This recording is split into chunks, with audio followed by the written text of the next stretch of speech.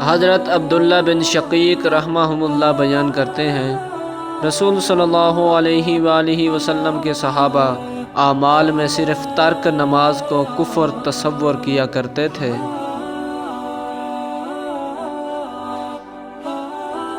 حضرت عبداللہ بن عمر بن عاص رضی اللہ تعالیٰ عنہ نبی صلی اللہ علیہ وآلہ وسلم سے روایت کرتے ہیں،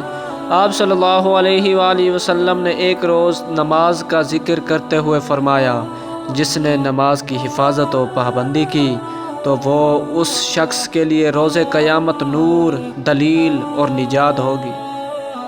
اور جس نے اس کی حفاظت و پابندی نہ کی تو روز قیامت اس کے لیے نور، دلیل اور نجات نہیں ہوگی، اور وہ قارون، فرعون، حامان اور ابی بن خلف کے ساتھ ہوگا۔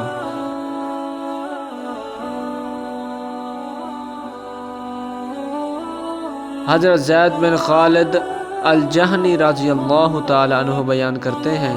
رسول صلی اللہ علیہ وآلہ وسلم نے فرمایا، جو شخص حضور قلب سے 2 رکعتیں پڑھتا ہے تو اللہ اس کے سابقہ گناہ معاف فرما دیتا ہے۔ حضرت ابو امامہ رضی اللہ تعالیٰ عنہ بیان کرتے ہیں، رسول صلی اللہ علیہ وآلہ وسلم نے فرمایا، اپنی 5 فرض نمازیں پڑھو، اپنے ماہ رمضان کے روزے رکھو، اپنے اموال کی زکوٰۃ دو اور امیر کی اطاعت کرو، تو اس طرح تم اپنے رب کی جنت میں داخل ہو جاؤ گے۔